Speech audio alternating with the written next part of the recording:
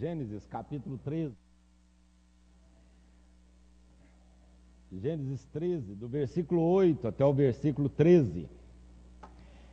Diz assim a Bíblia Sagrada. Gênesis 13, do versículo 8. Disse Abrão a Ló: não haja contenda entre mim e ti, e entre os meus pastores e os teus pastores, porque somos parentes chegados. Acaso não está diante de ti toda a terra? Peço-te que te apartes de mim. Se fores para a esquerda, irei para a direita; se fores para a direita, irei para a esquerda.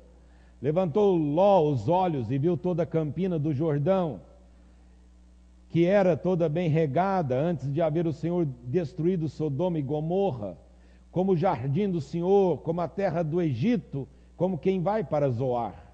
Então Ló escolheu para si toda a campina do Jordão e partiu para o oriente, separando-se um do outro. Habitou Abrão na terra de Canaã e Ló nas campinas, nas cidades da campina, e armando as suas tendas até Sodoma. Ora, os homens de Sodoma eram maus e grandes pecadores contra o Senhor.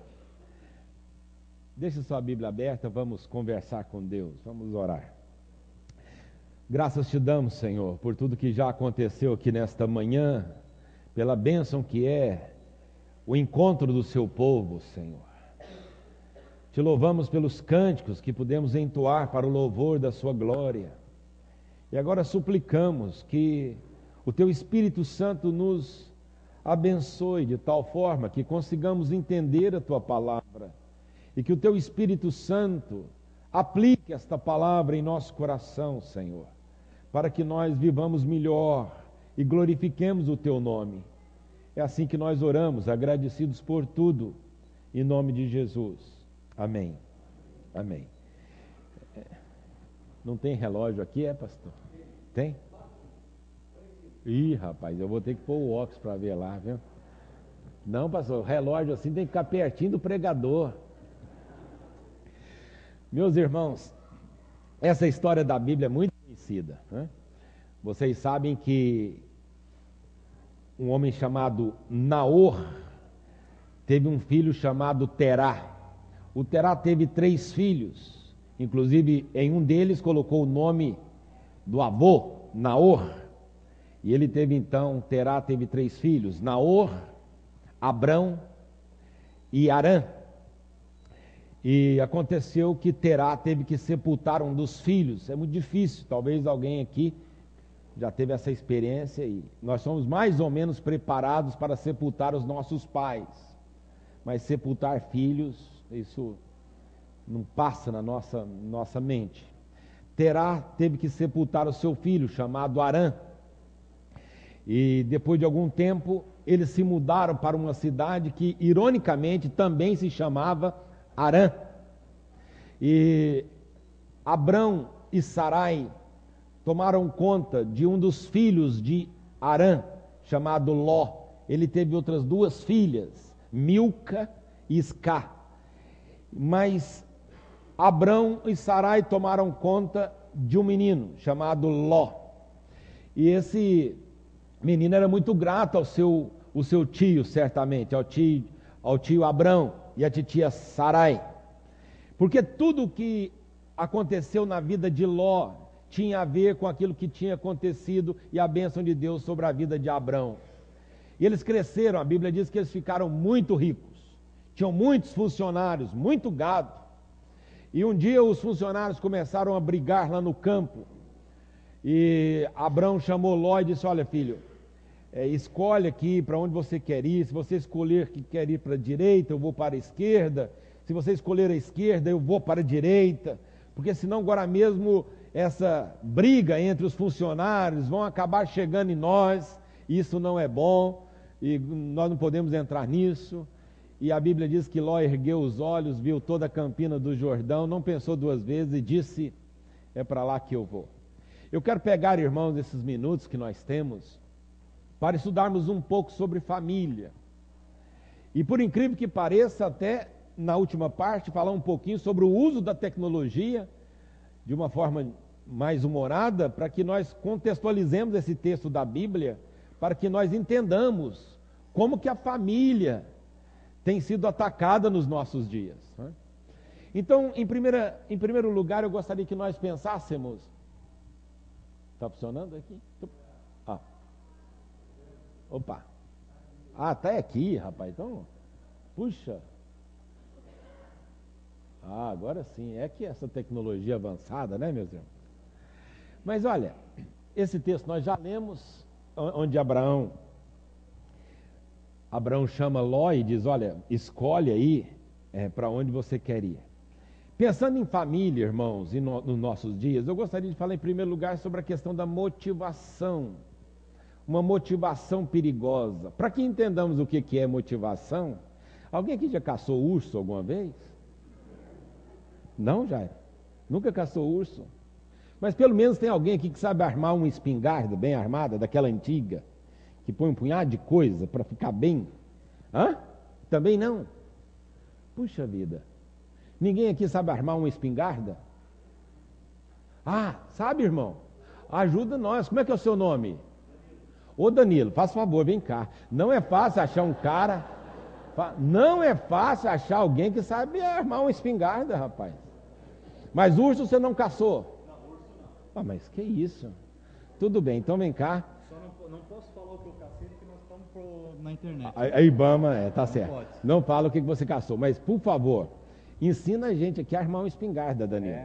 Como é que faz? Primeiro, pega a espingarda, o que põe primeiro? É que depende da espingarda, né? Não, vamos pegar vamos que tem ferrolho. Não, eu tô... Ferrolho? Não, eu não sei o que é isso, mas olha, imagina aquela espingarda antiga que era um tiro só. Boa. Tá? E não podia... Como é que chama? Bacamarte. Bacamarte. Bacamarte é aquele gatinho do desenho animado, tinha um bacamarte. Não era não. Não. Ele era outro. É outro. Mas então, como que arma uma espingarda? Fala para nós aí, porque o meu tempo é curto. Você pega o cartucho. Cartucho, presta atenção, gente. O que tem no cartucho? Tem pólvora e tem chumbo. Tá, pega o cartucho. Daí tem uma peça chamada ferrolho. Ferrolho. Na espingarda. É como se fosse um lugar para você colocar Vocês viram que eu estou falando mineirês, né? Tá, mineirês. Você colocar. Para eu entender isso aí. Então você coloca aquele cartucho dentro. Certo. Tem um tipo de uma alavanquinha. Você puxa a alavanquinha e joga ele para frente. Puxa. Ou seja, nesse momento você está engatilhando a arma. E aí está pronto para matar? Está pronta para... Por favor, guarda isso direitinho. Obrigado, Daniel. Então, para que nós consigamos entender o que é motivação, imagina o Danilo deu uma aula aqui pro Jairo para caçar urso, Jairo. Você prestou atenção, né? E aí ele vai caçar o urso. E o Danilo falou assim, olha, arma e não pode errar, porque se errar você tem que fazer tudo novamente, e ele, tá bom, e ele foi. E o urso vem lá, e o urso vem correndo, e ele falou assim, tranquilo, que ele era bom de mira, mas aquele dia ele errou. Ele errou o tiro. E quando ele errou o tiro, ele começou, como é que faz mesmo para armar a espingarda? Não dá tempo não, isso aí é melhor, ele larga aquilo e começa a correr. E ele começa a correr e ele vê um galho lá na frente e diz, bom, a hora que chegar lá eu pulo, pego aquele galho e o urso passa lotado. E a hora que ele foi chegando perto ele diz, eu não vou alcançar, é muito alto isso aqui.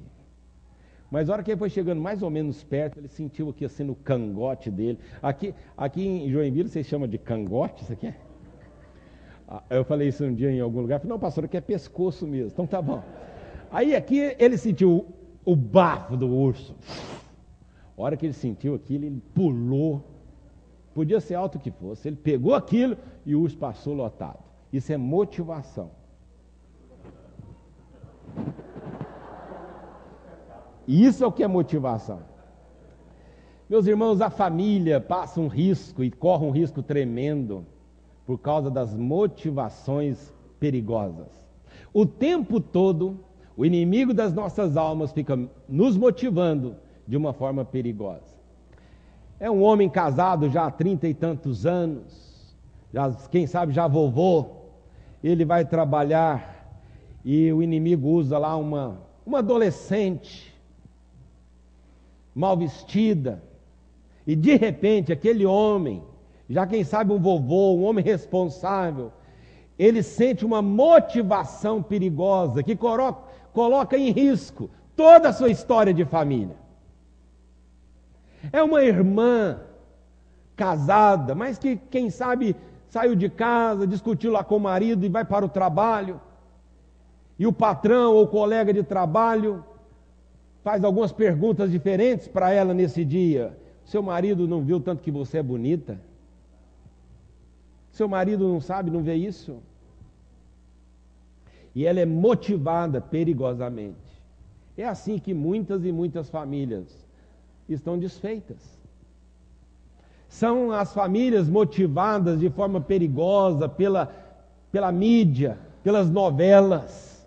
Os casais motivados de forma perigosa, e assim o inimigo das nossas almas vai destruindo, vai enfraquecendo as famílias. Uma motivação perigosa. Foi isso que aconteceu com Ló. Ló, ele ergue os olhos e vê toda a campina do Jordão, e quando ele vê aquela campina do Jordão, ele pensa assim, é para lá que eu vou. Ele ignora algumas coisas que ele não poderia ter ignorado. Por exemplo, ele poderia ter pensado assim, não está certo, o tio Abrão, não está certo. O certo é o senhor escolher, não é não? Afinal de contas, o senhor cuida de mim desde que o papai morreu. O senhor e a titia Sarai têm cuidado de mim, tia. Agora chegou essa hora, o senhor escolhe. Ou se não, o senhor diga para onde o senhor quer que eu vá. Porque tudo que eu tenho, eu devo ao senhor. Ele poderia ter dito diferente, ele poderia ter dito, não, tio, esse pessoal está brigando lá, a gente manda passar todo mundo no RH e acerta as contas e manda embora. Mas separar nós dois, não. Ele poderia ter dito um punhado de coisas. Mas Ló foi motivado perigosamente. Ele foi motivado pelo quê? Ganância. Ele foi motivado pela avareza. Ele bate os olhos e fala assim, não, tia, é para lá. Esquece do titio Abrão, esquece da titia Sarai, esquece de toda a história que ele tem com aquele casal, esquece tudo. Nós precisamos tomar cuidado com as motivações que nós recebemos, porque nós poderemos colocar em risco toda a nossa família. Um jovem coloca em risco toda a sua vida cristã, o seu futuro como uma pessoa que pode ser um instrumento nas mãos de Deus. O inimigo fica o tempo todo nos motivando de forma perigosa. A televisão gasta milhões para nos motivar a consumir coisas que eles querem que nós consumamos. O tempo todo. Os conceitos bíblicos da família, na Bíblia Sagrada, o tempo todo a mídia fica nos motivando para que nós abandonemos isso. Estão sempre nos motivando, gastando milhões, investindo milhões nos jovens para que eles desistam de alguns valores ensinados pela palavra de Deus. Estão sempre motivando os nossos jovens, sempre motivando a família, sempre motivando os homens, as mulheres, para que nós desistamos dos valores da palavra de Deus. Motivação perigosa. Mas também, meus amados irmãos, além da motivação perigosa, nós precisamos tomar cuidado com as escolhas perigosas. Veja o que diz a Bíblia Sagrada, que quando Ló, ele olha assim, ele ergue os olhos e olha, aquilo parecia um jardim bem regado. Era lindo aquilo. E aí ele não pensa duas vezes, ele escolhe, ele diz, não, é para lá, é para lá. Meus amados irmãos, nós fazemos muitas escolhas o dia todo.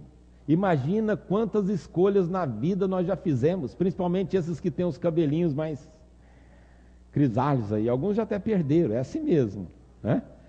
Isso significa que nós já vivemos um bom tempo. Isso significa que nós já tomamos muitas decisões. Muitas escolhas nós já fizemos, muitas. Algumas escolhas que nós fizemos não trouxeram muita diferença para nós. Eram coisas simples. Mas outras decisões que nós tomamos, outras escolhas que nós fizemos, determinaram muitas coisas da nossa vida. Os jovens os adolescentes, em alguns momentos decisivos. E aí, Eles precisam de muita sabedoria, nós pais precisamos orar muito por eles, porque determinada escolha que os nossos adolescentes fizerem agora, vão determinar a felicidade deles em toda essa vida. Nós não podemos tomar ou fazer escolhas de forma precipitada, não podemos. É muito arriscado. Lembra quando Josué estava peregrinando com aquele povo?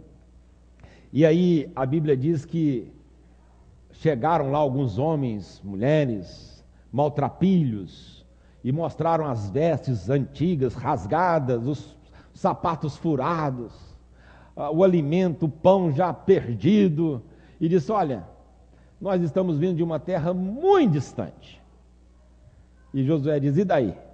Nós queremos fazer aliança com você. Faça aliança conosco. A Bíblia diz que Josué fez aliança com eles. E a Bíblia diz assim: Josué não consultou o Senhor e fez aliança com aquele povo. Era uma pegadinha.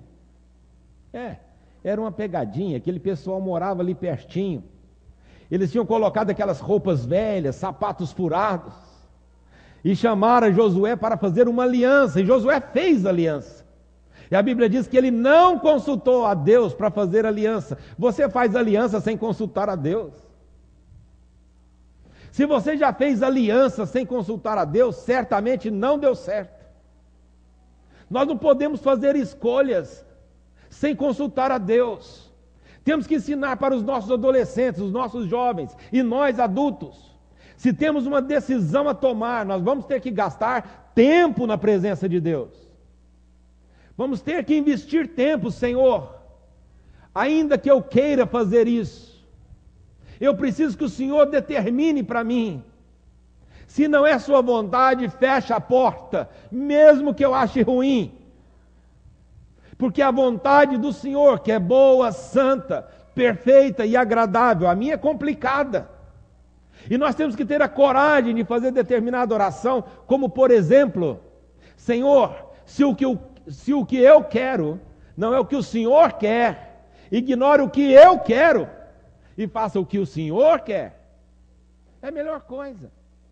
O escritor C.S. Lewis, conhecido por muitos, ele escreve algo muito interessante. Ele diz que uma das formas de Deus castigar a gente é deixar a gente fazer o que nós queremos fazer.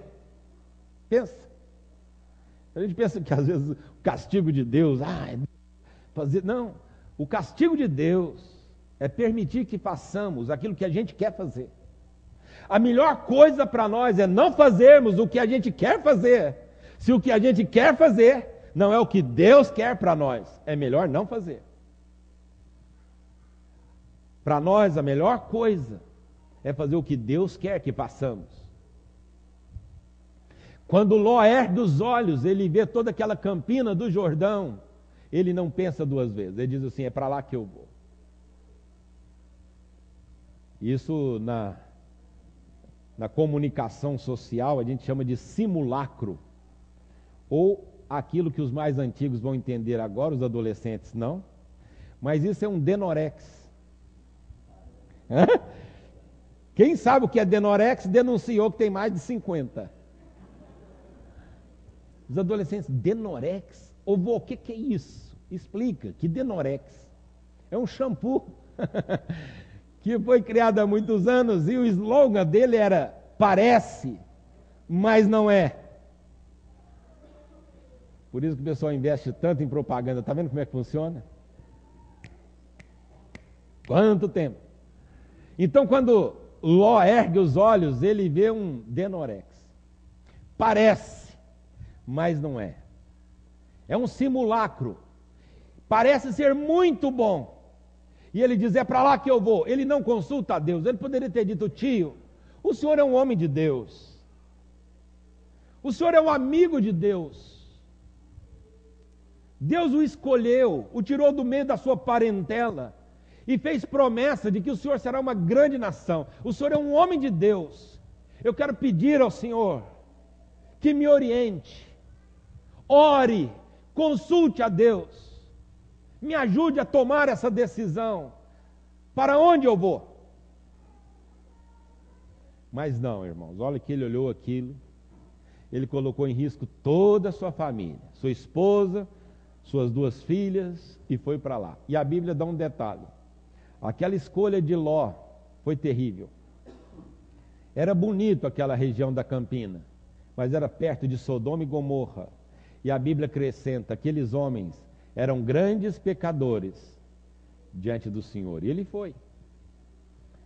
Você toma decisões sem consultar a Deus? Você faz escolhas sem consultar a Deus? Se muda de emprego ou não? Se casa ou não com essa pessoa? Se vende ou não essa propriedade? Se compra ou não? Você toma decisões assim, sem consultar a Deus? É assim que você está vivendo? Com tantas armadilhas que o inimigo faz para nós, você vai tomando decisões assim, precipitadamente? Coloca a sua vida sentimental numa situação dessa e fica arriscando para ver se vai dar certo. Sua vida não é uma loteria. Você não pode tomar decisões assim. Eu não posso tomar decisões assim. Nós vamos ter que investir tempo na presença de Deus, para que Deus nos oriente, a fim de que nós tomemos a decisão ou façamos a escolha correta. E finalmente, irmãos, a terceira coisa que eu gostaria de chamar a atenção de vocês é sobre a proximidade. Agora, olha que interessante. Aqui eu coloco um pouquinho da contextualização, só para a gente entender. Principalmente para que os adolescentes, os jovens, principalmente, entendam melhor ainda. Olha o que acontece. Quando Ló ergue os olhos e ele escolhe ir para aquele lugar, a Bíblia diz que ele vai armando a sua tenda cada dia mais perto. Então imagina isso. As moças chegam lá para a mãe. A mulher de Ló, a Bíblia não dá o nome dela. Tem alguma dona Lalá aqui na igreja? Não? Tem certeza? Hã? Então, se é o senhor Ló, é a dona Lalá. Vamos chamar de Lalá, para que eles tenham mais intimidade com ela. E aí, imagina, as 2 moças chegam para a dona Lalá e diz: mãe, aqui é muito bonito, mas o sinal do Wi-Fi está muito fraco. Como assim, minha filha? Mãe, nós estamos muito longe de Sodoma e Gomorra. Aqui, olha só, é bonito, tem essa campina toda, mas olha o sinal. A senhora consegue fazer download? Não dá não. Aí ela vai e fala assim: ô Ló, a gente precisa chegar mais perto da cidade, o sinal do Wi-Fi está muito fraco aqui. Ah, tá bom, querida. E eles mudam mais perto. As meninas ficam satisfeitas porque podem fazer download e tal. Passa um tempo, mãe, a gente precisa mudar mais para perto da cidade. A senhora já viu tanto que demora aqui o transporte para ir para lá? E outra coisa, a senhora consegue assistir o canal 457? Não. Então, mãe, o 457, isso aí não chega aqui, a TV a cabo não chega, não pega. Ah, isso é muito sério, o 457 a gente tinha que assistir. E chega Ló, tem que morar mais perto da cidade.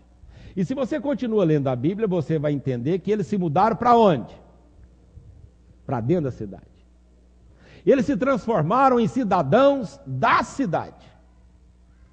Tanto é que um dia Ló se atreve a chamar a atenção das pessoas, você pode ler na Bíblia, e ele já está morando na cidade, e alguém diz assim para ele: escuta, você veio morar aqui na nossa cidade há tão pouco tempo, já quer começar a mandar em nós?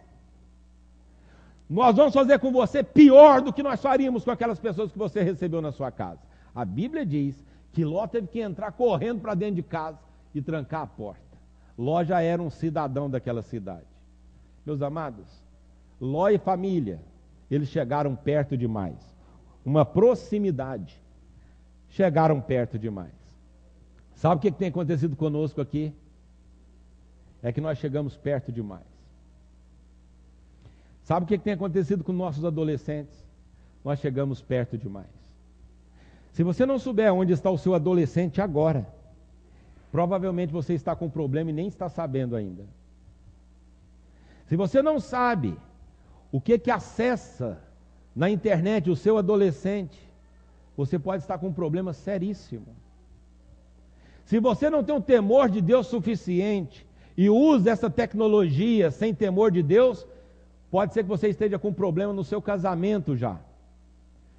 Existe nesse país, só na nossa denominação, um punhado de pastores que já foram despojados do ministério por causa das novas tecnologias.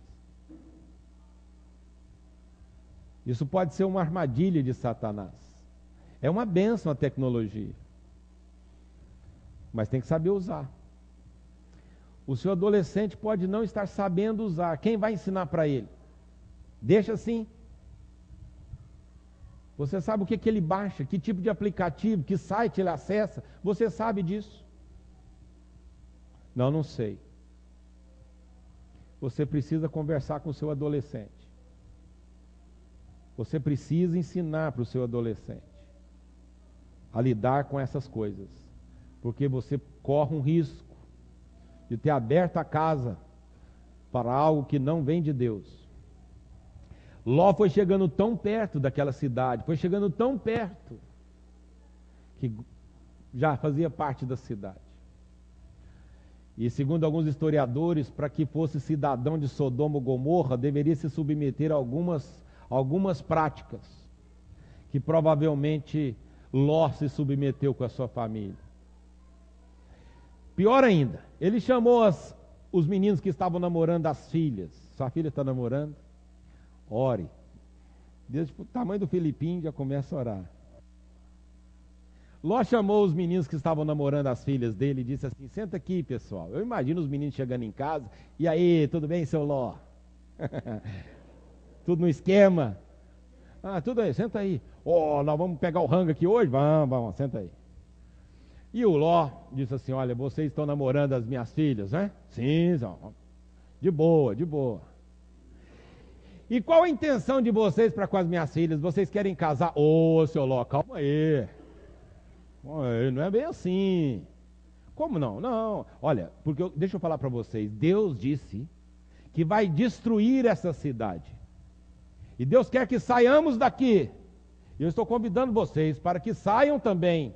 Porque vocês serão os maridos das minhas filhas. E vocês constituirão famílias. O menino disse: seu Ló, pega leve aí. Esses meninos estavam doidos para ir embora daquele almoço. Almoço terrível.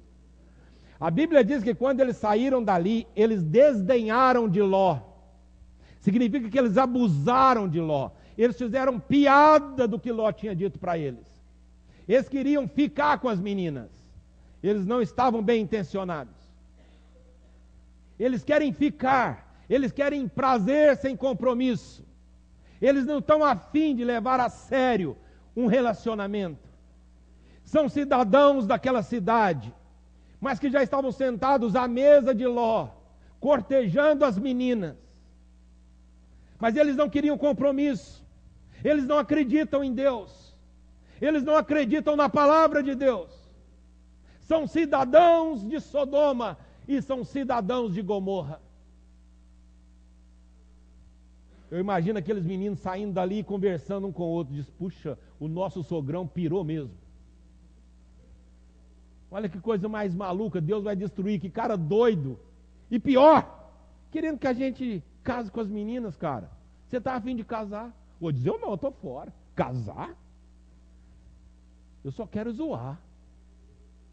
Até que a menina é bonitinha, cara. Mas esse pai dela leva as coisas muito a sério. Ele não conhece as coisas de Deus. Esses jovens não querem saber dos nossos filhos. Você ora pela vida sentimental dos seus filhos. É melhor que eles fiquem sozinhos do que mal acompanhados. É melhor que não se casem do que a vida deles se transformarem no inferno. Se não for alguém que Deus coloca na sua vida, jovem, fique sozinha, fique sozinho. Ou vem de Deus, ou você não quer. É assim.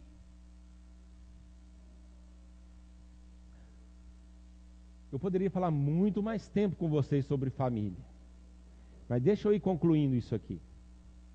Vocês sabem da história. Ló, que era um homem bem-sucedido, casado, com 2 filhas, tinha gado, tinha funcionários, sabe o que acontece? Ele sai de lá sem nada. Sem nada. E mais, pior, eles não querem sair. A Bíblia diz que para saírem de lá, para que eles saiam de lá, os anjos do Senhor tiveram que pegar e arrastar. Arrastar. Eles não queriam sair. A dona Lalá não queria sair de jeito nenhum. Eu não sei se ela tinha comprado um micro-ondas novo, um sofá de 3 lugares. Eu não sei se ela estava pensando na Smart TV dela. Eu não sei. O fato é que ela não quer sair. A ordem é: saiam daqui depressa e não olhem para trás. A dona Lalá não deu conta. E vocês já ouviram as crianças cantar essa história. A dona Lalá virou uma estátua de sal e ficou pelo caminho. Ló vai embora com as 2 filhas. Morar sabe onde? Numa caverna. Como se não bastasse, porque o inimigo das nossas almas nunca está satisfeito. Ele quer destruir sua casa. Ele quer destruir seu casamento. Ele quer separar vocês. O tempo todo ele quer separar vocês. Ele investe milhões para separar vocês. Investe na tecnologia, investe nas novelas. Ele investe em tudo, em pessoas, para separar vocês. Para desviar os nossos filhos do caminho. Ele investe milhões. Ele investe milhões em moda, em roupa indecente, em linguajar indecente, em música terrível. Ele investe milhões, porque ele quer destruir a família. Ló foge com as filhas. E parecia que o inimigo estava já satisfeito em destruir aquela casa, mas não está. Ele nunca está satisfeito. As filhas vão embriagar o próprio pai, vão coabitar com o próprio pai, vão se engravidar do pai e vão gerar 2 nações terríveis, os amonitas e os moabitas. 2 nações terríveis que farão mal ao povo de Deus. Tudo isso porque Ló foi motivado perigosamente, fez escolhas perigosas e proximidade perigosa.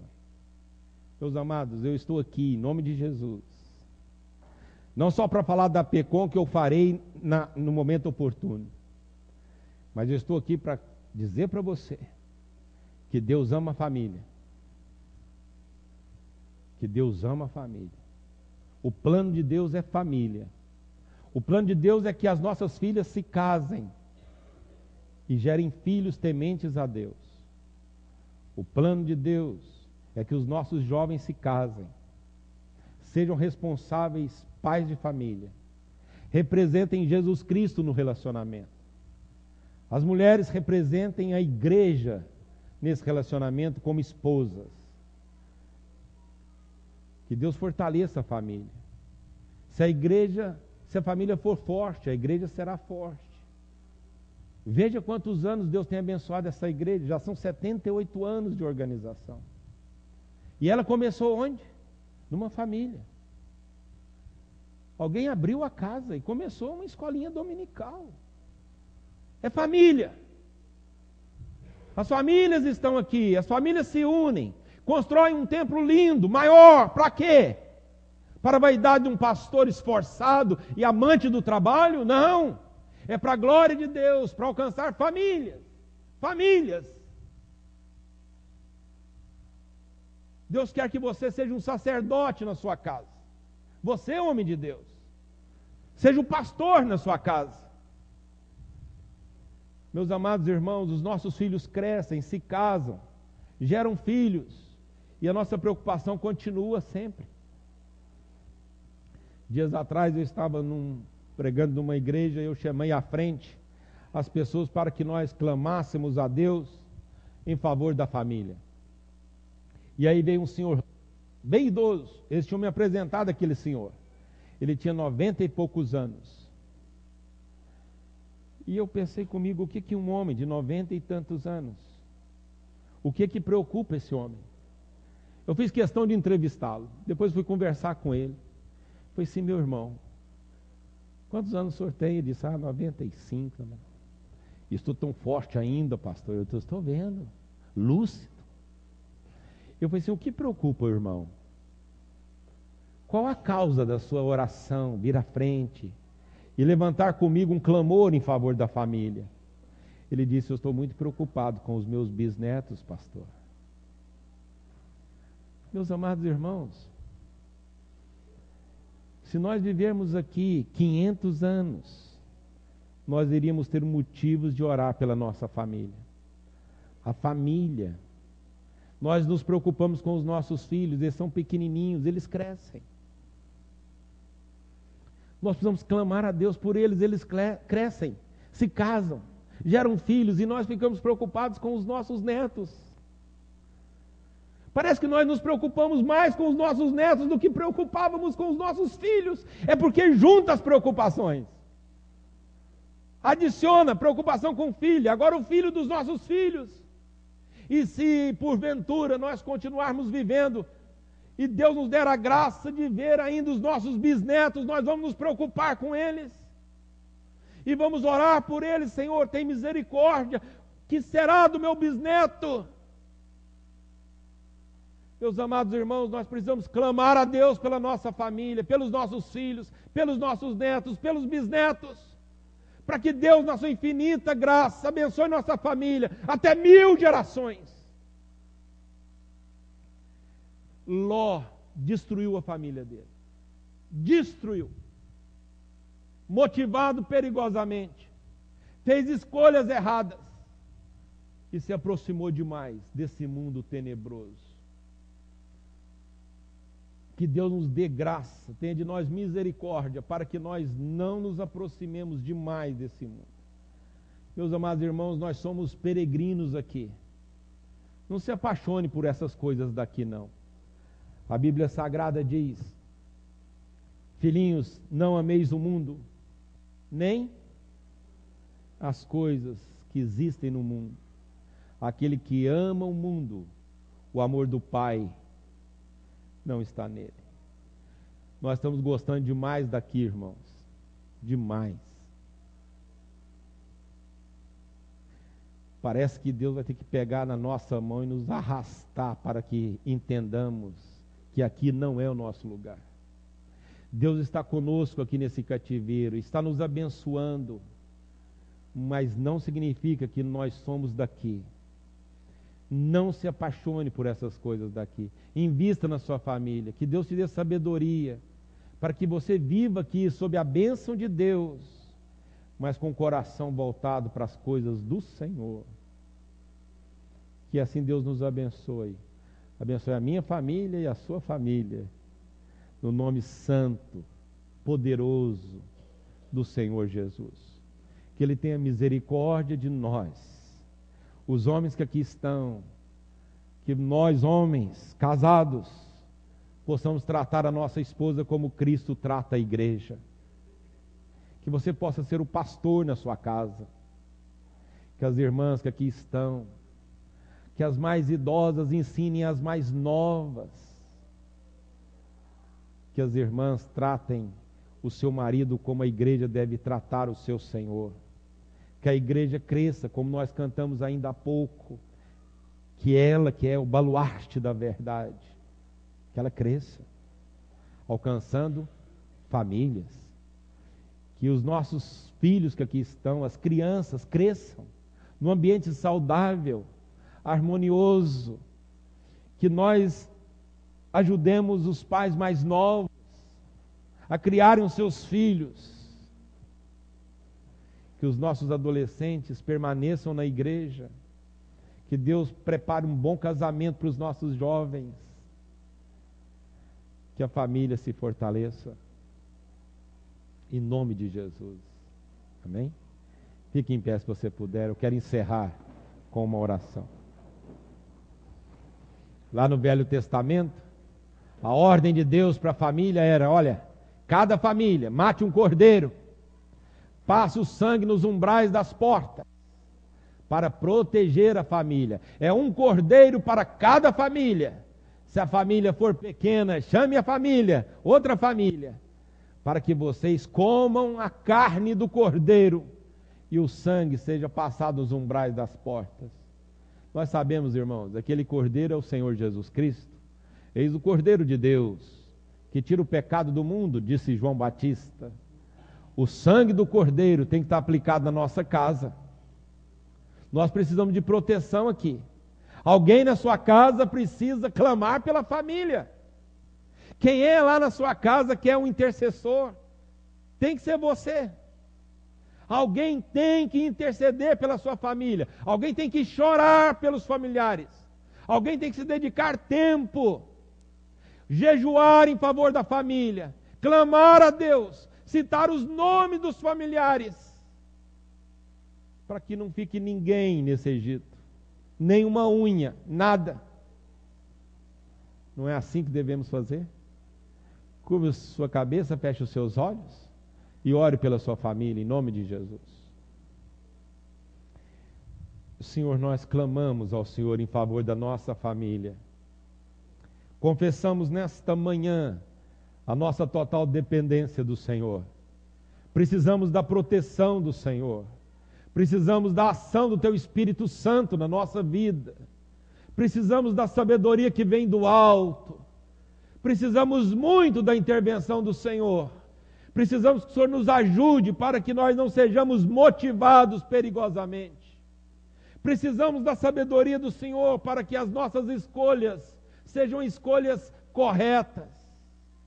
Precisamos que o Senhor nos dê força para que nós não nos aproximemos demais do uso e costume de Sodoma e Gomorra.